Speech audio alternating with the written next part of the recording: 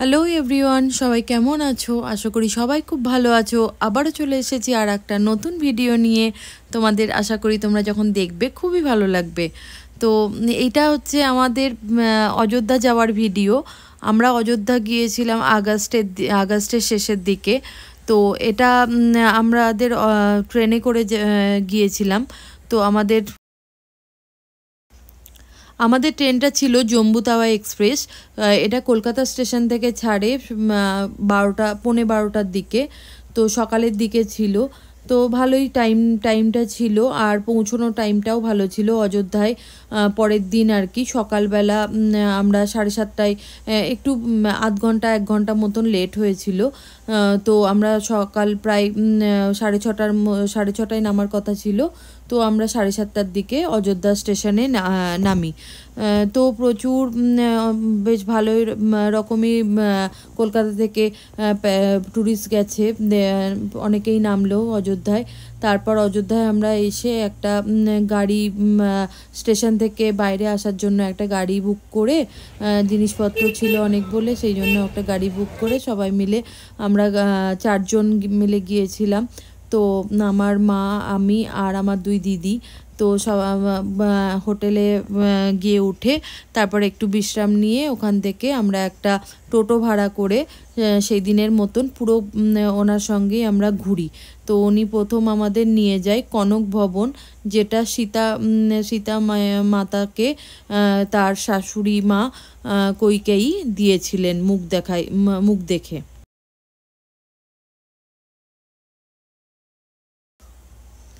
এই হচ্ছে কনক ভবন। আমরা কনক ভবনে চলে এসেছি। তো ভীষণ সুন্দর কারুকার্য আর বেশ বড় একটা বাড়ি। তো নিচে আমরা নিচে ওপরের দিকে যাইনি, নিচের দিকটাই আর কি মন্দির করা আছে। তো ভেতরে মন্দির, এটা পুরো চারিদিকটার আমি ভিডিও করেছি। আর ভেতরেই রাম সীতারই মূর্তি রাখা আছে। তো তখন আর কি মন্দির বন্ধ ছিল কিছুক্ষণের জন্য, তারপরেই আবার মন্দির খুলে গেল। তো তখন প্রথমের দিকে ভীষণ ভিড় হয়ে গেছিল, ভালো করে দেখতে পাচ্ছিলাম না। পরে একটু ভিড় ফাঁকা হতে আমরা খুব ভালোভাবে দর্শন করেছি। এই তোমাদের জন্য আমি একটু ভিডিও করেছি এইখানে। তো খুব সুন্দর মূর্তিটা। আর তারপরে আমরা ওখান থেকে বেরিয়ে দশরথ মহলে এসেছি। এটা হচ্ছে রাজা দশরথের মহল। তো বাইরে এরকম কিছু জিনিস বিক্রি হচ্ছিল, শোপিস, নানা ধরনের রামের মূর্তি, সব রকম মূর্তি ছিল ওখানে। তো তাই সেখানেও মন্দিরে কিছুটা টাইম বন্ধ ছিল, কারণ দুপুরবেলার টাইম, তো সেই জন্য তখন ভোগের পর একটু বন্ধ থাকে মন্দির। তো আমরা সেই জন্য একটু বসেছিলাম। আর এই সব সাজানো কিছুদিন আগেই জন্মাষ্টমী গেছে, তাই জন্যই এই সাজানোগুলো এখনও আছে। তো এখানেও প্রায় আধ ঘন্টা মতন আমরা বসেছিলাম। তারপর মন্দির খোলার পর, পর্দা সরার পর আমরা ঠাকুর দর্শন করে আমরা বেরিয়ে আসি।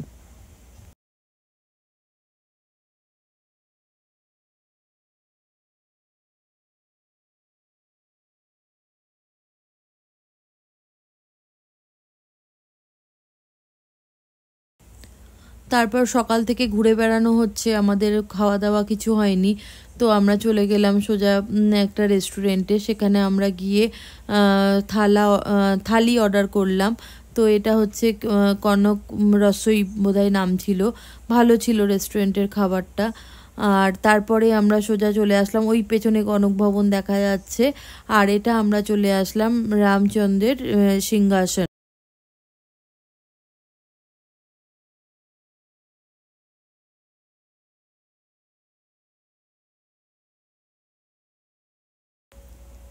এইখানটাও বলছিল ওখানে গাইডরা, এটা হচ্ছে সীতার মাইয়ার রসোই, মানে রান্নাঘর। এইখানেই সীতা মাইয়া রান্না করতেন।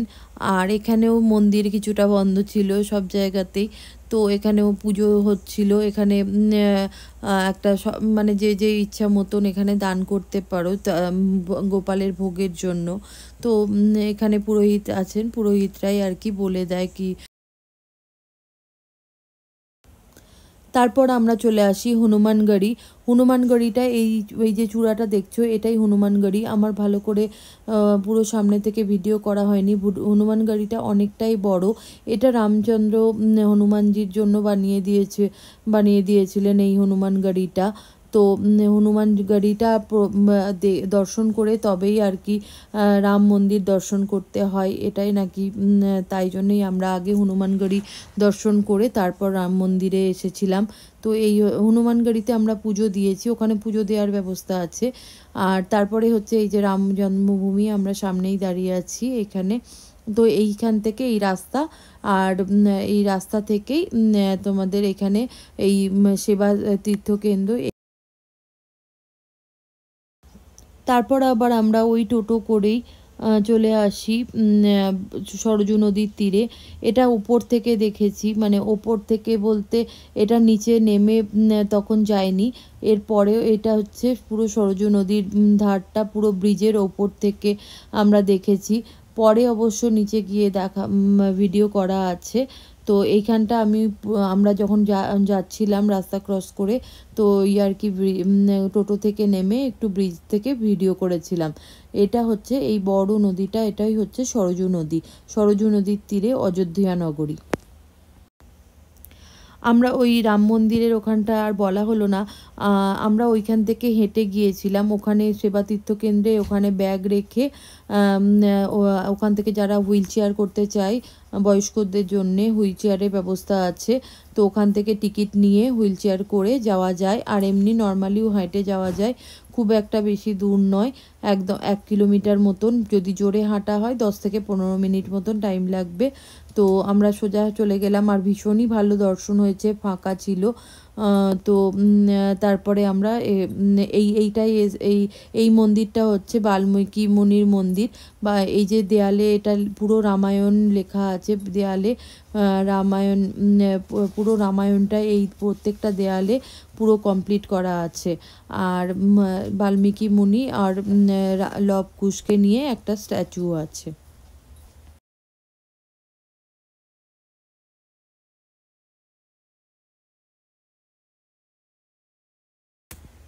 তারপর আমরা চলে এলাম, এটা মণি পর্বত।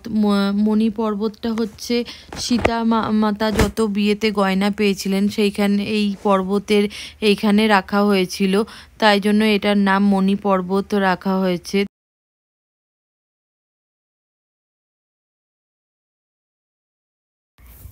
এটা মণি পর্বতের ছাদ থেকে তোলা, পুরো অযোধ্যা শহরটা পুরো দেখা যাচ্ছে। তো এইখানে আমি একটু পয়েন্ট করে দেখানোর চেষ্টা করেছি, ওই ক্রেনগুলো যেখানে আছে ওইখানেই অযোধ্যা মন্দিরটা। তো এখান থেকে আর কি গাছটার জন্য আমার মনে হচ্ছে একটু মানে আড়াল হচ্ছিল, নাহলে গাছটা না থাকলে মোটামুটি ভালোই দেখা যেত হয়তো। চূড়াটা তো অনেকটা বড়, হয়তো দেখা যেত। তারপর আমরা এখান থেকে চলে গেলাম অযোধ্যা নগরী থেকে প্রায় 6 কিলোমিটার, 6.4 কিলোমিটার মতন দূরে সুরজকুণ্ড বলে একটা জায়গা, সেইখানে আমরা গেলাম লেজার শো দেখতে। এটাও নতুন শুরু হয়েছে লেজার শোটা। তো খুবই সুন্দর জায়গাটা সাজিয়েছে, আর অন্ধকার হওয়ার পরেই এটা শুরু হয়। আগে 2টো করে শো হতো, কিন্তু এখন একটু ট্যুরিস্ট কম বলে এখন একটাই শো হয়। তো আমরা জানতাম না, আমরা অনেকক্ষণ বসেছিলাম, মানে প্রায় 1.5 ঘন্টা মতন বসে তারপরে শো আরম্ভ হয়। তো পাশেই সূর্য মন্দির আছে, যেটা রামচন্দ্র প্রতিষ্ঠা করেছিলেন, সূর্যদেবের মন্দির।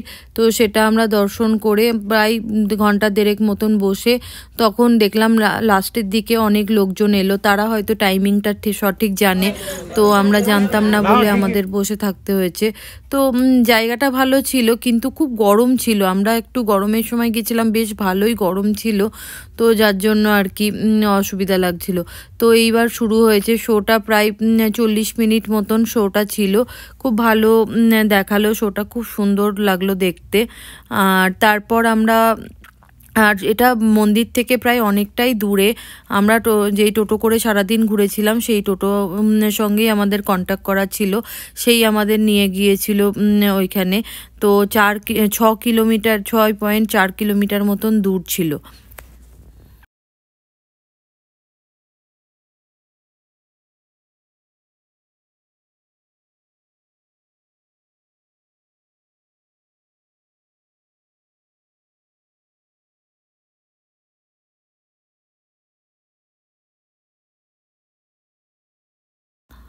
সেই দিন লেজার শো দেখে আমরা হোটেলে চলে যাই। তারপরে এটা পরের দিনের, তো পরের দিনের ভিডিও। আমরা এখানে পরের দিনেও আবার একটা টোটো ভাড়া করে আমরা এলাম গুপ্তার ঘাট। গুপ্তার ঘাটে এখানেই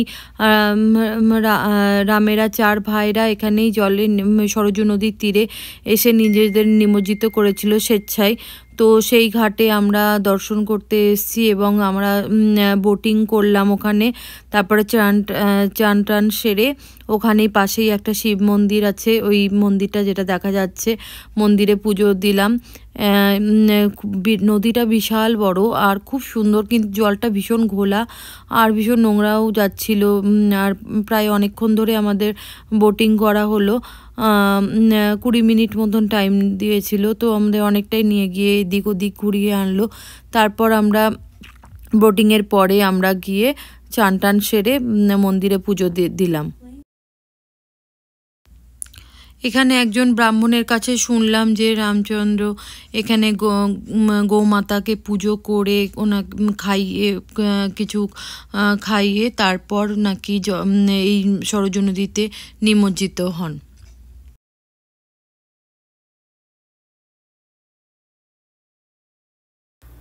স্নান সেরে আমরা মন্দিরে গেলাম। তো শিব মন্দিরটা খোলা ছিল, পাশেই আর একটা মন্দির সেটা বন্ধ ছিল। সেখানে শুনলাম রামচন্দ্রের অস্ত্র ছাড়া মূর্তি আছে, ওখানে ওই মূর্তি রাখা আছে। তারপর আমরা আমাদের পরবর্তী জায়গায় যাই। তো যেতে যেতে অযোধ্যা এয়ারপোর্ট পড়লো, তো অযোধ্যা এয়ারপোর্টেও একবার একটু বাইরে থেকে ঘুরে এলাম।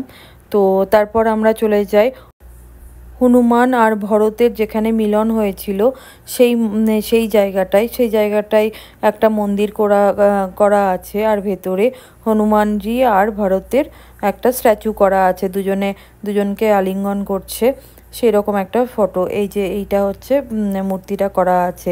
আর এইখানেই তখন জন্মাষ্টমী সবে সবে হয়েছে, তো গোপালেরও একটা দোলনা সমেত গোপালও রাখা ছিল, তো দোলনায় দুলছে গোপাল। আর তার পাশে আর কি যেখানে রামচন্দ্র আর কি বনবাসে যতদিন ছিলেন 14 বছর, ভরতও বনবাসে নিজেকে রেখেছিল আর নিজে একটা দাদার থেকেও নিচু জায়গায় শোবে বলে গুহা মতন করে নিচে সেইখানে শুতো। তো সেই জায়গাটা এইখানে একটা ছোট মতন গুহা আছে, সেইখানে নিচে সিঁড়ি দিয়ে যাওয়ার আছে, কিন্তু ওটা বন্ধ, সিঁড়িটা বন্ধ আছে সবারই জন্য। সিঁড়িতে যাওয়ার ব্যবস্থা নেই, ওপর থেকেই আর কি দেখতে হবে।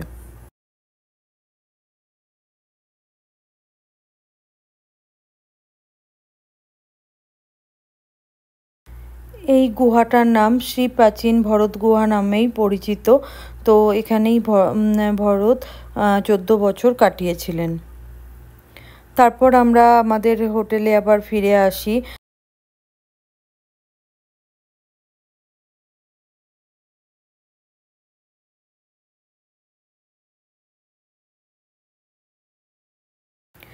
এক ঘন্টা মতন আমরা রেস্ট নিয়ে হোটেলে তারপর আমরা চলে আসি সরজু নদীর তীরে, সরজু নদীর আরতি দেখতে।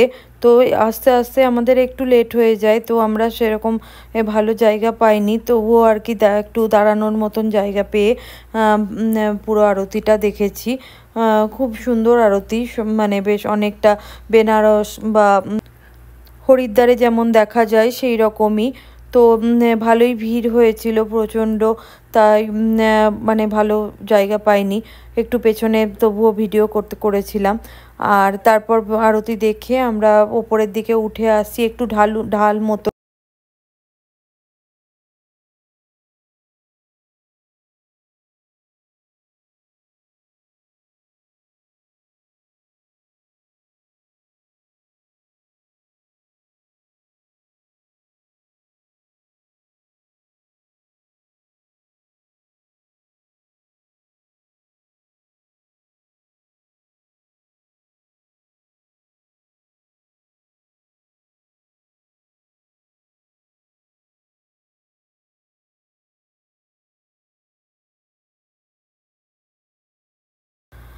তারপর আরতি দেখে আমরা চলে আসি লতা মঙ্গেশকর চক। এখানে খুব সুন্দর, খুব ভালো মানে ভিড় হচ্ছিল এখানে, সবাই আসছিল ফটো তুলতে। এই জায়গাটা বেশ ভালোই ফেমাস। তো তারপরে আমরা এখানে একটুখানি টাইম কাটিয়ে আমরা আবার সামনেই একটা হনুমানজির বড় মূর্তি আছে, তো আমরা এই সব দেখে আমরা আবার ফিরে আসি রাত্রিরে। সেদিনের মতন আমাদের ঘোরা কমপ্লিট হয়ে গেল। এবার হোটেলে চলে আসি। এটা হচ্ছে পরের দিন। তারপরের দিন সকাল আমরা ছিলাম হচ্ছে বিড়লা ধর্মশালা, একদম যেটা মন্দিরের একদম রাম মন্দিরের পুরো সামনে। খুবই সুন্দর, ভালো, খুবই ভালো, মানে পরিবেশটা ভীষণ সুন্দর, প্রচুর গাছপালা, ফুল ফোটা মানে গোলাপ টোলাপ অনেক কিছু আছে। আর বিড়লা ধর্মশালাতে ওদের একটা মন্দিরও আছে খুব সুন্দর, রাম সীতা লক্ষ্মণের খুব সুন্দর একটা মূর্তি রাখা আছে, খুব ভালো লাগবে সেই জায়গাটা। আর হোটেলে ধর্মশালার সাথেই ওদের খাওয়া দাওয়ারও ওদের ব্যবস্থা আছে, ওদের ক্যান্টিন, খুব ভালো খাওয়া দাওয়ার, পরিষ্কার পরিচ্ছন্ন আর খুব ফ্রেশ খাওয়া দাওয়া। তো এই যে মন্দির দেখালাম, আর এই অপোজিটে এইটা হচ্ছে বিড়লা ধর্মশালা। তো কেউ যদি যেতে চাও অবশ্যই যেতে পারো, বিড়লা ধর্মশালা খুব ভালো, খুব সুন্দর। তো এটা আমি একটু সকালবেলার দিকে একটু বেরিয়ে, কারণ মন্দিরের সামনেটা আমার একটু মানে মন্দিরের সামনে অবধি তো যেতে পারবো না, যেটুকু যাওয়া যাবে মোবাইল নিয়ে আমি সেইটুকুই আর কি হেঁটে একটু দেখিয়েছি। এই রকম করে রাস্তা করা আছে, খুব ভালো ব্যবস্থা। এরকম পুরো রেলিং দেয়া আছে অনেক কটা। তারপরে সামনের দিকে আবার এই রেলিংয়ের এখানেই বসার মতনও সিট করা আছে, যদি কেউ দাঁড়াতে না পারে তখন বসতেও পারবে। তো এই হচ্ছে খানিকটা রাস্তা। তারপরে এইখানে সব সময় এই স্ক্রিনগুলোতে রামায়ণ চলছে। তারপর বসার ব্যবস্থা, কেউ যদি অসুস্থ হয় তার জন্য ডাক্তারের ব্যবস্থা করা আছে, সমস্ত কিছুই এখানে খুব ভালো সুযোগ সুবিধা করা আছে। এরপর থেকে আর মোবাইল অ্যালাউ ছিল না, যার জন্য আমি এই থেকে ফিরে আসি।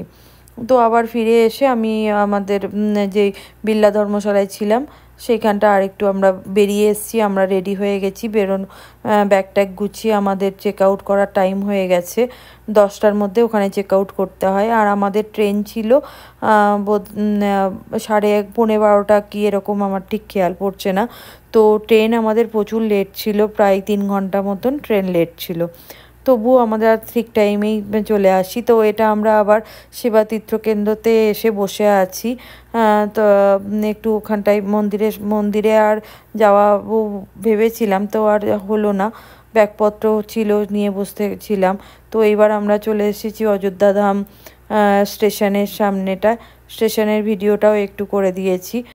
বিড়লা ধর্মশালা থেকে স্টেশন খুবই কাছে, একদম হাঁটা পথ বলতে পারো, 10 মিনিটের মতন হয়তো রাস্তা হবে। তো আমরা স্টেশনে চলে এসেছি, আমাদের ঘোরা এখানেই শেষ হলো। আমরা 2 দিন ছিলাম, খুব ভালো ঘোরা হয়েছে। আর কেমন লাগলো তোমাদের অযোধ্যা সবাইকে জানিও, যদি ভালো লাগে অবশ্যই করে লাইক